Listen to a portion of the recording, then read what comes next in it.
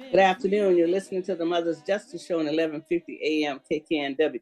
I'm your host, Reverend Walden. I hope you enjoyed last weekend, last Juneteenth. It's a holiday, and I had a great time. And I want to bring my local guest in here. He's going to be in for a few minutes to give us an update. He might have something to say about Juneteenth and all of that, but I thank you for listening out there, and also check out our podcast that's posted after the show. All right, hey, Mr. Rye. How you doing, Reverend Harriett? Well, I'm good. I'm good. Any day you wake up, you're not on a respirator, you can negotiate everything else. It's wonderful after coming out of COVID. I'm good. Yeah, well, I hear you. I'm like that. But you mentioned Juneteenth. My family, I was born in Shreveport, Louisiana. And Shreveport is right on the Texas-Arkansas border. As a matter of fact, my wife's relatives, who are from southern Louisiana, say that the Black folks in Shreveport and northern Louisiana might as well be from Texas. So we celebrated Juneteenth in Louisiana. I remember I moved to Seattle when I was in the sixth grade, but we did celebrate Juneteenth. And when I did come to Seattle, every now and then you might hear somebody mention it, but there was no activities. It was largely unnoticed, except for my cousins and other friends from Texas would also do a little something on it. And it was just good now to be acknowledged. As a matter of fact, I just posted something my daughter dug up, Angela. My great-grandmother, my mother's grandmother, was born on June 19th, 1865. Oh, wow. Julia Isn't that McMillan. amazing? Yeah, Julia cool. McMillan. And she took the father of her 5 children's name, who was a white man by the name of Napoleon McMillan.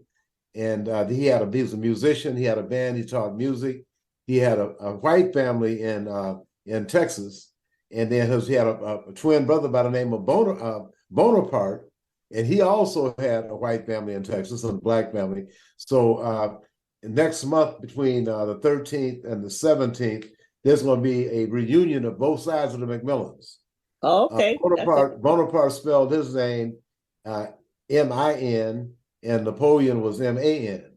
So, and my brother, when my great-grandmother passed, my brother got copies of letters like dated 1898. Kiss the children for me. I'm going to send you some money the first of the month. Then they had a little school they went to, and it was kind of funny because my grandmother, my mother's mother, fell in love with a baseball player who loved the country. And the rest of her brothers and sisters and her mother stayed in the city.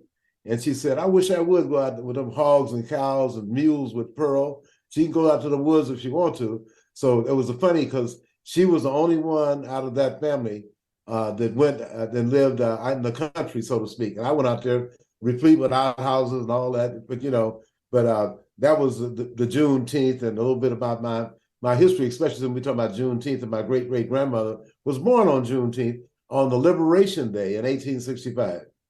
Oh, that's amazing. Well, I know that's going to be a big celebration. I mean, when the families, both sides get together, I think that's good. Yeah, I put all that on Facebook, including even a picture of her tombstone, really? Julia McMillan, and also a picture of her. And my daughter said, you forgot to put the picture of her and Napoleon up. So I got to put that on the next. So, I mean, they were taking pictures back in yeah, they were taking pictures, that, because I've seen a lot of the pictures. But your situation was different. I mean, your history there is different. I didn't know about Juneteenth because I grew up in Florida. Mm-hmm. And Dee Charlene, I'm going to have her daughter. I'm going to reach out to her daughter to be on my show next month. Just talk about the history of Dee Charlene and give some props to her for what all she did. She used to beat me up all the time because I didn't know about it. I said, Charlene, we didn't have nothing. We wouldn't watch night. We were praying and watching and praying for Lincoln to sign the paper. I grew up going to AME church, and we went to church on New Year's Eve. And we were praying past midnight. And she said, well, you ought to know. And then, she went to, she had the Juneteenth parade and all of this stuff many years. Yeah, in the park, she'd have events at the park, and I participated in quite a few of them. Right. Yeah, and I think today that it is a national holiday, and to me, that just trumps that no pun intended, the critical race argument, because really and truly it defines it right there. I mean, so it had to exist. It had to be horrible. 250,000 people was got to know that they were freed, but a lot of them didn't have no place to go. So a lot of them probably stayed in the same And on the situation. I plantation. mean, That's right. they stayed on the plantation, because where were they going to go? That's And right. again, that's when they opened the doors, especially in Louisiana. I mean, after slavery, they opened the doors for the Italians to come in.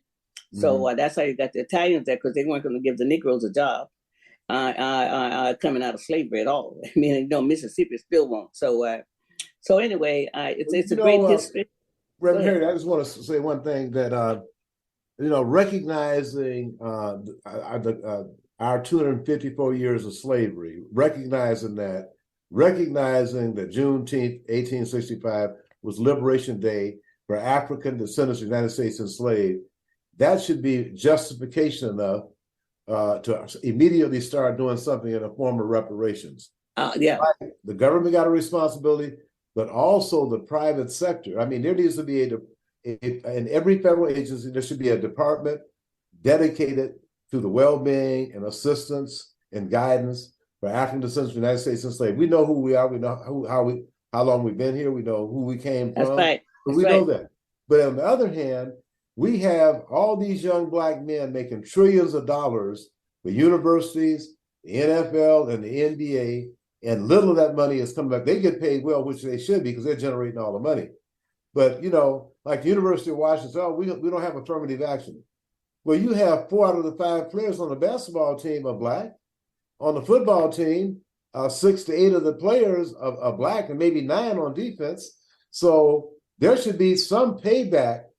They're making money on the backs of these young Black players. The same thing with the NFL and the NBA. There should be a provision to have 10% of all the contracts, including the University of Washington and CLU, go to Black-owned companies. There should be deposits made in Black-owned banks. Like I said, it's totally ridiculous to have young Black men generating trillions of dollars and the Black community suffering for the lack of economic participation. So I hope that message goes out loud and clear. But the Black Caucus could do more. I mean, you've been talking about having that. I mean, they're in a position to do more, and the people who are in that position ought to be doing more. I mean, because you've been talking about this for a while, and it's not getting the traction that's necessary. I agree with you. That all of that is due to us. But also, I think I want to go back to Chase Manhattan. But what about all the businesses that got started during slavery? They still around today. Chase Manhattan Bank was there writing insurance policies on the slaves. Exactly. Exactly. I mean, when you really look at it, all aspects of society, and we're talking about what Chase is talking about right now. Right. The last NCAA tournament in the latter part of March and April, you would see 4 or 5 young Black men playing for these teams, and not 2 Black faces in the student section. So it's hypocritical to say we can't let African American students in because there's no affirmative action, and then turn right back around. You find out a way to get the Blacks in there to make you some money. Well, it's going to be a ruling coming out this week, though. I mean, the Supreme Court alert says it's going to be a ruling this week around affirmative action. So we might be surprised not surprised because Clarence is still there, but it might take a little take back something else. So we might have to do another route. Some of these Black players might have to go play at some of these Black schools. I mean, we don't know what this ruling is coming out. I mean, it's one that's coming out this week that's going to affect affirmative action because the pushback now is a lot of the Asian students in that community believe that that it's unfair, and they've been in the country since the late 1880s, but they came in after slavery. We have to look at what happened to the LA City Council. The council chair, the president of the AFL-CIO, and another council member was sitting back and talking about how they could disadvantage Black people. And it reminds me of when folks came back here from Vietnam, some Vietnamese in Orange County became more conservative than anybody you ever met. So as I told people before, and people got upset, there's no reason for blacks in the military, men and women, to be stationed around the world fighting for somebody else's freedom when we're not free right here and haven't received what we're due. But we have not received it, and that's a great pushback. I mean, you got the Cubans down in Florida. They're all conservative, and they have a special immigration where they get a green card within 6 to 8 weeks when they come to America. No other group does that. There's a special provision for the Cubans when they come in. So it's been this story, but we might have to just band together in a different way because and all of this stuff. But what are you working on here locally? Are you working on anything? Well, actually, we're getting ready to form, and we're going to be getting in touch with you about on August 28th is the 60th anniversary of the 19th. It is, because I've been out of high school 60 years. Where Dr. King, yes. Bayard Rustin, A. Philip Randolph, yes. Terry Wilkins, and the folks organized that. 250,000 people. Didn't one person get shot? There were no violence. No violence. The same thing with the Million Man March. I also attended that. And so we're going to have And they didn't leave no money there either. If they did, they stayed at Black people's homes. There was no hotel accommodation, no buses. I mean, I'm glad that I came along at that period of time. Yeah. So anyway, we'll be reaching out to some folks. Oh, good. Definitely, and I have to keep reminding people, Martin Luther King Jr. was first and foremost a Baptist preacher. Then he was an activist. He got us our rights. And people got to remember, when 1964 Civil Rights Act was passed, it was passed for Black people. When the 1965 Voting Rights Act, it was passed for Black people. That's for Black people. And now we have to claim that. We have people like Donald Trump's people trying to use everybody else against us. But that's what Ron DeSantis, aka Mussolini, don't want people to know what contributions Black folks have made. That's the whole thing. They don't want. We're gonna make them feel bad. They should feel bad.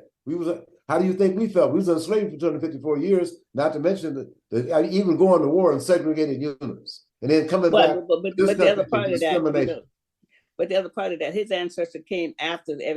His ancestors came at 1909. About a Statue of Liberty. That's right. So I think what we need to do is to know our history and to teach it in our kids. One other thing I want to let you know before we go is down in Florida now they're doing Saturday schools, because I got a list of the books and they're asking people to send books to Florida, and so this is what the Black people are doing, because some of us remember we're going to have to. This is another fight. I mean, we got a lot more people on the other side that look like us and other people who might be joining them. So. People in Florida are making a way to be able to teach their own kids on Saturday schools. And all these young folks with the access to technology, just Google anything about Black history and it'll come up. You can get full details and share it with other folks that are around you. Well, but also they need to sometimes put in Negro history, because a lot of times when they change the word Negro and took it out, some of our history is not there. So that's the other thing that we're going to have to really be concerned about. But, Mr. White, it's always a pleasure to get you on. But I'm excited about the 60 years of the March on Washington, because I was just finished in high school. August 28th. That's right. Well, I always remember that. August 28th, because that was 100 years after Lincoln signed the paper. Yep. 100 years after Lincoln signed the papers when I graduated from high school. I said, oh, my goodness. All right. Then. So thank you for coming on to give us an update, Mr. White. And you're listening to the Mother's Justice Show on 1150 AM KKNW. I'm your host from Walden. I'll be right back. I'll be bringing my next guest on. Thank you. Market Street Shoes is happy to sponsor the Mother's Justice Show in honor of our mother, Jackie Higgins Rosebrook, who spent her life fighting for social justice, and also in honor of all mothers who fight for social justice. Market Street Shoes, fashionable footwear and apparel for life's everyday adventures, in the heart of Ballard since 2006. Visit marketstreetshoes.com. Did you know 76% of Americans are concerned they won't have a secure retirement? BeAPlanner.com shows how private real estate partnerships can increase current cash flow and retirement savings. There are 3 options to control your 401 and IRAs, but only one will double your retirement lifestyle. beaplanner.com for the Be a Planner Show with CPA Nathan Ross. Be sure and catch the Be a Planner Show every Tuesday at 5 p.m. right here on KKNW. The Mother's Justice Show is brought to you by H.G. Walden and the Virtues Healing Circles. Join us for Wisdom and Wellness with Reverend Walden, a monthly virtual and in-person healing circle that focuses on community healing and growth. Learn more at virtueshealing.com. That's virtueshealing.com. Also, be sure to join our healing group on Facebook. Again, visit us at virtueshealing.com today. Working hard to put a smile on your face. Alternative Talk 1150. Oh, good afternoon. You're listening to the Mother's Justice Show on 1150 a.m. KKNW. It's my joy to be on there, and I think all my supporters will keep you there. And you know what? Our show is about Lean on Me. I mean, you know, that's a great song, Eric. Thank you so much. You always choose good songs. I'm going to bring my next guest on. I'm excited. The first time for Beatitude Zachary Jones to be on Mother's Justice Show. I'm excited about our conversation that we're going to have today. And I like learning new things, so new information, and this is cool. And sometimes I do a lot of work with police accountability work, but then sometimes I do an esoteric and a new, you know, whatever kind of show. And today this is a different type of show, and I'm excited. So welcome, Beatitude. Just call you Beatitude, is that correct? That's fine. That's fine. Thank you, and thank you for having me. I'm so glad to be here. Well, yes. Well, I know a little bit about the about the ministry because I knew the late Gwen Hall, Reverend Gwen Hall. She was a friend of mine, and then I was part of the church when she passed away. But so it's just I'm so excited. I'd read about it, and it's been around for a long time.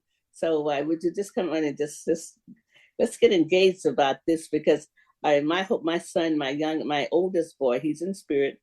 But you know, spirit is just beyond view. They didn't go anywhere. That's right. That is so true. Just beyond view. what an attitude. Absolutely. But true. Oh yeah, because they didn't go anywhere. I mean, we were programmed to believe they went somewhere. How could they ever go somewhere? The spirit is always there. It never goes away. And love is forever. Love is forever, yes. Yeah. And yesterday when they had the Gay Pride parade here, and my son lived his whole life out as a gay boy, man, and that was time in the 80s when things was tough, you know. I mean, it was tough, you know. I mean, he kicked a lot of butt, but he didn't take nothing. Okay, and he knew he had a right to be here, and so I'm excited about the ministry. So let's get started. Okay, I'm all yours. All right, then. So this ministry has been around for a long time. Yes, Unity Fellowship Church Movement started in 1982, and you know it has seen its days. You talked about an era where it was not easy to be who you are or who you were at the time for many, unfortunately, who passed on. And you know, it was started by a charismatic, talented man by the name of Carl Bean, who lived his life as he's a product of the Black church, and then lived his life as an entertainer, then turned back to the Black church to defend those who were outcasted sorely enough by the Black church. That's and right. So an interesting circle when we think about it, a circle of history. And so I get tapped into that within 5 years of their conception. And immediate friendship, mentorship, loveship, not platonic lovers, but I did love him and just appreciated all of the experience that he brought to my life. And we had different paths, many similar, but there was a synthesis that occurred in our early years that extended our work now to as far as Kenya, Africa. Kenya. Wow. Yeah. I haven't been to the continent, but my sons have all been, and my youngest son has lived 15 years off and on over there. So in Tanzania. and doing work in Eastern East Africa. So yeah. Excellent, excellent. So you're familiar with, Reverend Gwen Hall, who was just a power brand in and of herself. That's right. She had a very powerful message for liberation. Right. She had a womanist message. Yes, she did. For women on all levels, particularly Black women.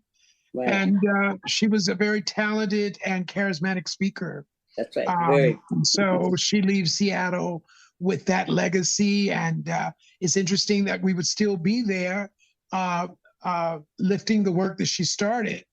Right. Yes, I'm really proud of that, and really glad that Deacon Paul is carrying on that banner that he never saw himself disconnected from. Well, and that's so good. I met Reverend Hall before she became a pastor. I knew her many years, and we had just we just had a lot of things in common. I mean, that we were both in the spirituality. I mean, because I'm a dedicated New Thought, New Age. I've been involved with New Thought for over 40 years, and so that's where I live my life at, and believing that God is infinite and is everywhere present. It's never where you can go where God is not. So that's a different message than you get from a lot of the other places, and it's okay. But it's just my walk. But she started this ministry when the Black church had turned their back on black men who were dying, and turned their back so much they wouldn't even funeralize them. It's true, and it's unfortunate that the Black church is suffering. I don't want to say because of that, but karma is karma, right? Well, unless you clean it up, you got to clean it up, though. But they didn't clean it up. But the Black church is suffering in attendance, in garnering the younger people to it. Right. That's right. It has lost millions, if not billions, of dollars. And I would dare say that young people were witnesses to this sort of turning one's back on, and that's what a lot of people who are homophobic, let's call it homophobic. They don't realize that what you do to one group, it can spill over into so many other areas. Yeah, that's right. And metaphysics of hate is just hate, period. That's right. But also, you're not going to go to bed straight tonight and wake up gay tomorrow. Now let's stop. So you ain't got no business being homophobic. You're not going to eat a hamburger, get up tomorrow and be gay. Really and truly. I mean, it's like, come on, bro. Stop it. Stop that madness, okay? And no, they are not the other people. They are not that. They want to put that P word on them that harms children. No, they're not. Right. That's the Bible-toting people in a lot of places who have all of this harsh things to say, and then at the end, when the covers are pulled off, they're out there harming kids and doing stuff. See? Well, that's true. But it's the saddest part about it. Miss Harriett, I'll call you Miss Harriett if that's okay. Well, no, I mean, I'm Reverend Walden, but it's okay because, call me Harriett, that's fine. Okay, Reverend Garden. Okay, we'll call you that. Because I became the interim pastor for Sojourner Truth for 6 years. After Reverend Strong moved, I was the last pastor that when they decided to take it to another level in a different way. Yes. Mm-hmm. Okay, then we'll call you Reverend Garden. Yeah, that's good, Reverend Walden. Yeah. All right. So my thinking, the sad part about that is, Black people to harm any group of people, to judge any group of people based on our history. Yes. It's a travesty in and of itself. It is. To borrow languages from other cultures to use it against your own. That's right. Yeah. I don't know if you call that homophobic. It's got to be another name. Well, but also, you're probably right about that. But what you're saying is so true, because really and truly, we turned away our own. And so now we don't have no way to get our young people because they're out there harming one another. And I really think that there's a correlation, because they might have seen their grandparents or their mother crying because her brother might have been in the gay community, and when he passed away from AIDS, the church would not funeralize him. See, Yeah, and that's what Reverend Hall did. She funeralized so many people, and she funeralized my boy. Wow. My boy. Wow. She did my boy. You know. Wow. Yeah. Wow. You know, and it was worthy work, and somebody got to write the book on what the Black church did to gay people. I don't want to get involved because I don't want you. I always sort of make it clear that I'm not bashing the Black church, because I'm not either. the Black church produced a lot of good in the world, right? That's right. So we have Sam Cooke, we have Aretha Franklin, we have Whitney Houston, and the list goes on. So, what we've given, what the Black church has given to the world, far outweighs any negative, I think, because I'm a product of the Black church. You are. But so am I. But so am I. But in the time when we needed the compassion. Yeah. You know, you measure people by compassion and kindness. Yeah. That's your doctrine. And so that doesn't take away all of their greatness. But at a particular time in the world, when we needed one another, they were silent. And and that's the piece, because I saw it here. I took in a lot of young men who got kicked out. I came home sometime, I wouldn't know who was in my house, because Hiram was there and he brought them home. But come on, go to my mama's house. And when I walk up the streets, they say, "Oh yeah, that's Hiram's mom." That, you know, everybody knew me as Hiram's mom. You know? Oh my God. Yeah, you know. Look, we gay men, we love, I hate to generalize, but we love mothers anyway, right? We love mothers, number one. And number two, we love mothers who love us. Yes. And you know what? And I would always say, Hiram was my greatest teacher. And then, you know, I'm not going to just take up the time about Hiram, but he's high maintenance anyway. He was a Scorpio. Right. Hiram was my greatest teacher. And one of the things Hiram taught me, Hiram increased my ability to be an unconditional lover. Because what mother would not love her firstborn child? You know, Hiram was my oldest boy. He got to be there by himself for 3 years, you know, so he got to be kind of special before he got kicked out. Because he had 3 other brothers, and he was a great big brother for his brothers. And one of my sons one time made a mistake in calling him something else, and I said, "Don't you ever do that." I said, you know, because we don't play that here. Okay. And I had a little plaque on my door that said that we honor all people from all nationalities, all religion, and all sexual orientation on my door. Love it. And people, if anybody came and had a problem with Hiram, they couldn't come back.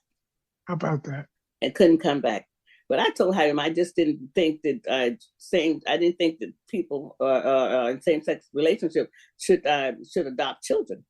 And he looked at me. He says, "Mom, I'm ashamed of you." He said, "You would rather children to be in foster care than to be in a home with a loving parent? I'm ashamed of you." And I said, "Oh, okay. Well, I guess I better grow up." I love it. I guess I better grow up. So he grew me up. Okay. Good for Hiram. He grew me up. Yes. You know, he grew me up. Look at all the people you're reaching now. See there how it connects? Oh yeah. And the other thing too, I wish that our community knew about the 2 spirits in Native American, because it's a gentle way of looking at life. Sure. You know, it really is. And I got involved with that after he had passed on. But what I'm excited about for what you bring is that you have a minister. I went to the website. It's a great. I mean, you're down in Orlando. I'm from Sanford, Florida, Seminole County, right now. I said, "What? Orlando, Florida? Florida? You tell me, Florida, people?" Yes, we've been fortunate to spread our wings quite broadly, and the fight goes on. I'm second generation in leadership, and very excited about expanding our work. We still have a lot of work to do. Someone asked me not too far back, and they said, "Well, is Unity Fellowship still relative?" And I sort of was perplexed by the question because I thought, well, maybe they think because we have gay marriage in some places that it's like all the work is done. And it's like, so I had to breathe a little bit and explain to this person, well, quite certainly we are very relative. We don't hear a lot of the things that happen on the ground in terms of families and in terms of our trans family members, our trans siblings, the killings that occur in their communities on an ongoing basis. It doesn't make the news, doesn't make the 6 o'clock news, but it doesn't mean it's not happening. Right. And of course, now the more publicized things that are happening across this country around supporting our youth who are coming into who they are much sooner than others were allowed to. And individualization and finding identity, which the beginning of any social justice has to do with identity. Right. Until you get your identity clear and until you solidify who you are in the world. Right. And understand that who I am and who people say I am can be two different things. That's right. Until you resolve that, you're just blundering around in the world and becoming very vulnerable to any and everybody. Right. And also, I see that you have so many different kinds of ministry. You have, you got fitness. You're talking about, men, masculinity and gentleness. I mean, it's it's just a variety of things that I was really impressed with. I'm probably sure also probably have some kind of, during COVID, I'm sure you must have had some kind of medical outreach too. I mean, some parts of just going to see people because, COVID was really rough on the Black community because of a high, more comorbidities. And, we haven't had any peace in 400 years. So no wonder we have high blood pressure and all of those things, plus all the other stress we live up under. And a lot of people, a lot of Black people died. I mean, sure. And it's interesting that when COVID came, it had a lot of similarities to the HIV epidemic. Yes.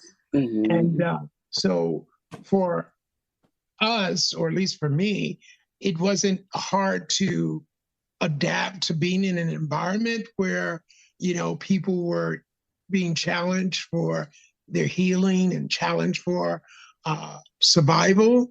The differences are interesting. I think that's probably a whole nother show for you to talk about how those two lived experiences might be different. Right. But yeah, to your point, we believe in the holistic sacredness of human life. Mm-hmm. And so we try to offer programs that will support that. Right. And we also, I think it's very important to say that HIV/AIDS is still an issue in the Black community. Yes, it is. We are still disproportionately infected. Our young people are still not quite at the level of education around that as they need to be or should be. We now have PrEP. We now have other, sexual support in terms of sexual health and what that means. And so we've got a lot of work in that area to do while people are trying to control our voice and take away our First Amendment to speak and that kind of thing. So there's a lot of work, to my initial point around relativeness. There's a lot of work to be done. And there's a lot of people needed to do that work. Right. So while we're dealing with disease and holistic health, it's important to separate our sexuality from disease challenge. Because for many years as a AIDS community dealing with AIDS, people thought those words to be synonymous. And so I think it's important that we thin slice that conversation as well. To be gay does not necessarily mean that you're diseased, and it's hard for people to, divide that out, but it's certainly worth saying. So we try to offer co-factoring factors that relate to our community, other issues around survival, around economics, around literacy programs, and all of it, because we feel like it's very, very important to the advancement of our people. I agree with you. And you know what? Before Bush 1 came, the president, hot button issues was not what people ran on. But they recognized that you have a whole group of people out there, white evangelicals that hijacked Christianity, that wasn't voting. And so they polled these people, and what was important for them was the gay issue, the abortion issue, but no bread and butter issue. They were not ever interested in higher pay, health insurance, good education, the things that make you, a good job raises the level. When a man makes a good job, when a man or a woman have a good paycheck, that raises the level in the whole community, because they get your hair, you go to barber shop more, go to beauty shop, you go out to dinner, and all of this. So when you have a good job, your life is better. And so they were not interested in those issues. And when I grew up, I like to tell this story about my friend Sonny. Sonny was, in those days they called him another name. They called him the S Sissy's names, but he was my friend. And I used to say that he got me ready for hiring, but he could sew very well. Okay. Didn't have a sewing machine, and I let Sonny come to my house and sew. And my grandmother, I was beginning of cataracts, and so she said, "Somebody say he's not a girl." I said, "Oh, Mama, they don't know what they're talking about. Sonny could come." So I defended Sonny. And he went on to be a fashion designer up in New York someplace. But these issues was not center and front in our community. And then when Bush 1 and 2, and then now the Republicans the whole party campaign are hot button issues. And these are issues that go contrary to life, to living. And the Reverend Hall and I, we was going to do, before she passed away, we were going to do an anthology together, a straight woman and a gay woman, on who to love. Why can somebody tell you who to love? And I always wanted to think about that, because somebody else came along and made it a hot button issue, but didn't care if poor people had insurance or food. And so you're going to use all of your resources organizing against a group of people, and you got a whole group of people who are hungry. You know what I mean? No, I think I really appreciate you itemizing and leaning the conversation in that area, because for one thing, I think it's important. And, I'm on the end of the baby boomers. I'm 65. And of course, we've always been the trailblazer. It's just baby boomers, period. And so I think we're going to do our aging process equally interesting, like no other generation, right?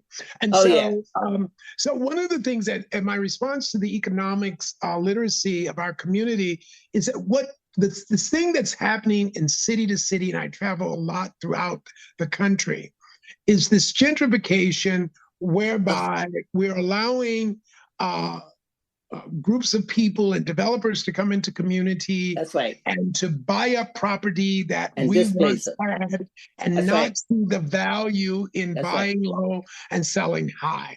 And I just want to encourage your listeners, whomever they are, because it's happening in all of these cities. It's like they had a big convention and they all decided this is what we're going to do. That's right. They did. They clearly started it. That's right. They did. So that's probably what happens at some of these conventions. But we really need to understand investments. I think we got the job thing, we kind of branded that. It was drilled to us in the lessons of our foreparents and the importance of that, the longevity of security and those kinds of things. But our ideas and our understanding about investments just is very, very poor and in need of more information, and the importance of owning a piece of the rock in order to have a voice. That's right. Because I feel like if right. you don't own a piece of the rock, your voice is just entertainment. That's all it is. Right. And people don't mind you entertaining, but when you own a piece of the rock, then you've got more than just words to say. And I think that that's very, very important. And we really need to pass that on to future generations. Well, now I agree with you, because Seattle, we had a Black mayor that brought in Reading Seed. Reading Seed was a demonstrative project in 1992 that was going to weed out people, read out good and read out the bad, and seed in the good. And what it was a demonstration project that they only ran in the Black community, and it allowed people, their property to be abated, and more importantly, it was the vanguard of gentrifying. Okay. My organization was called Mothers Against Police Harassment then, because we've been around 30 years. But we tried to tell the people about it. But when we got the information, we sent it to Michael Zenzen, old Panther down in Los Angeles. I met Michael a long time ago. And he sent it out all over the country. The country. Wow. And we made the city of Seattle rewrite they had signed the MOU. We made them rewrite the MOU.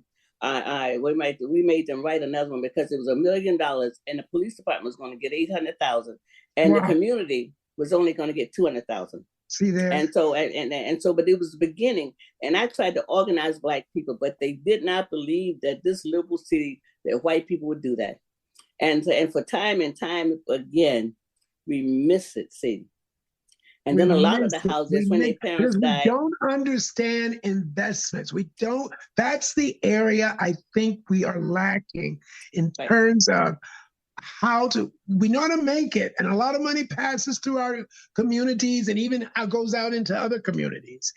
We buy everybody's everything. We buy it. If it's trendy, we're going to be the first in line to get it. But we don't know how to invest in long-term generational wealth. No, we do wealth not. That we can pass on to generations so that they don't keep starting at point zero. And particularly for LGBTQIA people who may be listening, it's so important that we understand that. Whereas we may not have family members, we may die, and there's no one there for us in terms of children to take care of us or to provide for us. And so, when money talks, people walk, right? Right. Yeah. Let's take a break and come right back so we can finish this up and add some other things. You listen to the Mother's Justice Show on 1150 AM KKNW. I'm your host, Reverend Walden. We'll be right back. Market Street Shoes is happy to sponsor the Mother's Justice Show in honor of our mother, Jackie Higgins Rosebrook, who spent her life fighting for social justice, and also in honor of all mothers who fight for social justice. Market Street Shoes, fashionable footwear and apparel for life's everyday adventures, in the heart of Ballard since 2006. Visit marketstreetshoes.com.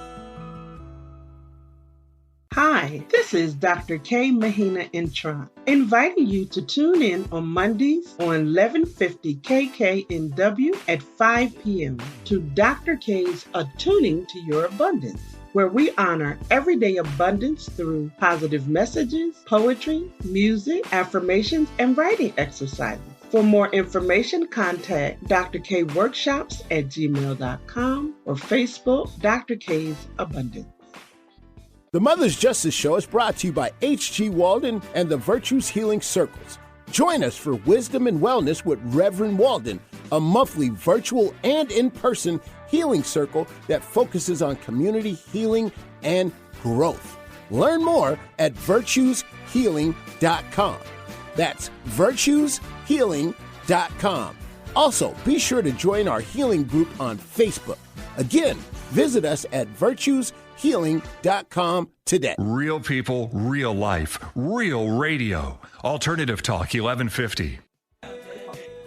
Good afternoon. You're listening to the Mother's Justice Show on 1150 AM KKNW. I'm your host, Reverend Walden. You know it's my joy to be on there. You know I love radio, and I want to thank Market Street Shoes for supporting Mother's Justice Show this quarter. Thank you so much to all the great people out there. Bring my guests back on, Beatitude and is my guest, and it's with the Unity Ministry, Fellowship Ministry that's been around for a while and they're worldwide. So we were talking about ownership and what it takes to own a piece of property and keep that little piece of America. I do think sometimes that we have a problem with that because of being, we have not healed our energy, our ancestral energy from being slaves. I mean, I think there's a deeper problem. There's a spiritual problem that has not been healed. I mean, because people ran off the land. I mean, so many things happened. They got burned out when they tried to get something. I mean, so I think it's another issue. But I want you to continue to talk about your line, your idea about making sure people can have some piece of the rock.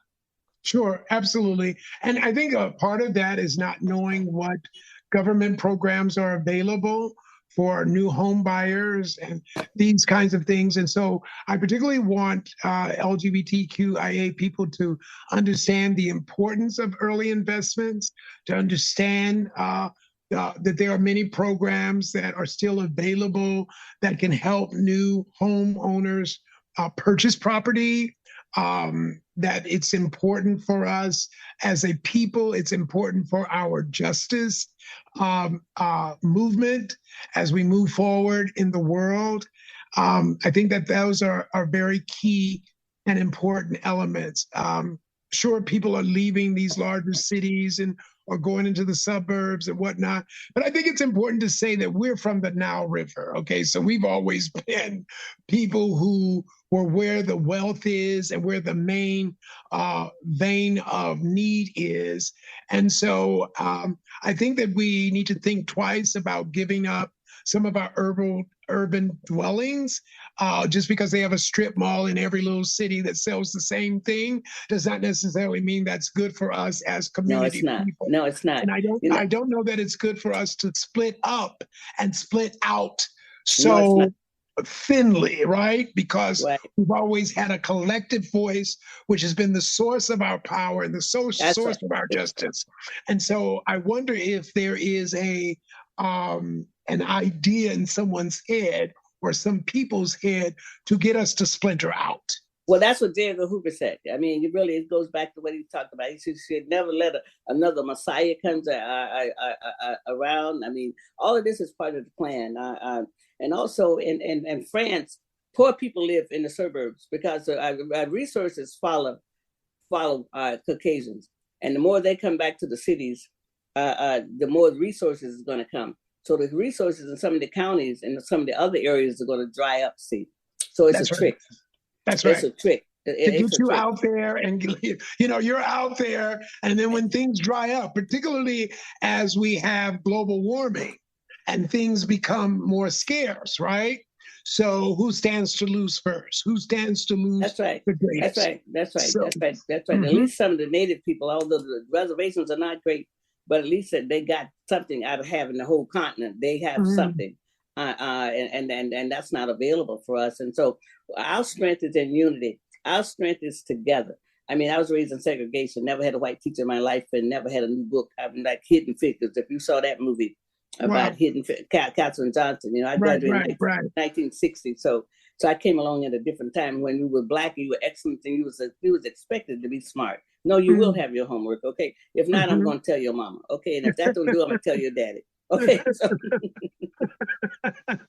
that just was it. Wasn't no excuses.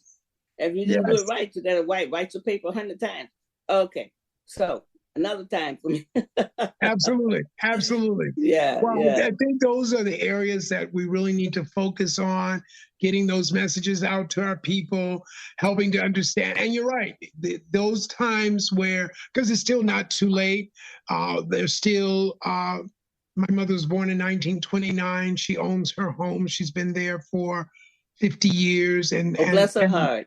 Yeah. So, this whole idea of reverse mortgage where you're not leaving anything to your children, or you're being driven out of your homes that people worked hard to purchase. I think we just need to think twice about those trends and how those trends impact our collective voice That's right. Exactly. Because in absent of the collective voice, then we're how are we. we going to be represented? How are we going to expect it to be represented? That's right. And only individuals don't make it in America. Groups do. There you go. I mean, really and truly. I mean, and if you're not part of a group, you can be an individual all you want to. I mean, it does not work in a system that recognizes groups. And we're the only group that's been encouraged to be individuals. And when you became an African American, play a major role. They can play a major role in helping to get financial literacy as a program within their church. We need to stop collecting offerings and doing nothing tangible with those offerings. That's right. That's right. And as members of churches, we need to start demanding things of our leaders that we know will advance our people. So members have a very strong influence on leadership within the church. And I think that, gone are the days where we sit idly by and watch these baskets collected with hundreds of thousands of dollars, and we say nothing other than at the dinner table. So we need to really rise up and hold our leadership accountable, and particularly the institution that is still around, and certainly in the South, maybe not so much in the North, but certainly in the South has a very strong voice to this very day. We need to start demanding that things that we look to these institutions to aid our people in keeping their property and learning and understanding the importance of our collective voice. And those are items that are very near and passionate to me. But and also, I agree with all of that. But also turn some of that Wednesday night Bible study into homework study. There you go. Homework study. There you go. Because really and truly, if you're going to be in church Sunday, Wednesday, and Saturday and Sunday again, well, the child needs to be, if you're going to have them reading, well, if you're going to have them reading Bible study, well, let them read the Hebrew scripture so they can learn how to read them hard words. I mean, if our kids are not reading, they're not going to make it. Well, don't get me started on that, because how many times can you be taught the same lesson over and over and over again? And if you don't learn it by now, and you don't know it by now, you're not going to learn it. Okay, so if you're going to teach me the same scriptures over and over again, and I don't get it, then maybe there's something that I can't relate to as it relates to those scriptures. And you're right. We might try teaching another lesson on Wednesday night, and maybe we'll do the Bible on Sunday, and we do financial literacy or homework. All of that. Let these children, because we know if they're not reading by the 3rd grade, the boy's going to be dropped out. He's going to be out of high school by 9th grade, and they're going to be locked up. Okay, so reading not having your child reading by the 1st grade is a trick. And it's a trick that your child is not going to make it. Okay. So you got to send them reading. So I agree with that. So yeah, let's turn those classrooms, those Bible studies into classrooms on Wednesday night. I'll vote for that. Like that. Okay, I don't have a church, but I'll vote for that. There you go. There you go. Well, I see we only have a few minutes left. So I would like to say that if folks want to reach out to us, we are at Unity Fellowship Church Movement. Our website is Unity Fellowship Church Movement Los Angeles, and you can go there and find us. And if you're looking for a fellowship in your city or in your area, just give us a call, and we'd love to see what we can do, particularly for the LGBTQIA community. And don't give up, young people. Don't let the noise scare you, because there are people who hear your cries in silence. That's right. We are defending, and God is raising those voices, so leaders like myself can hear it and respond. All right.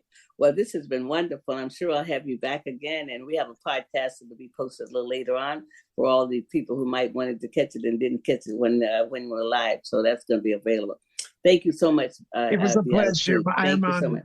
Thank you so much. Thank you, I really appreciate it. All right. Thank you. You listen to the Mother's Justice Show on 1150 AM KKNW. I'm your host, Reverend Walden. We'll catch you next time. Thank you.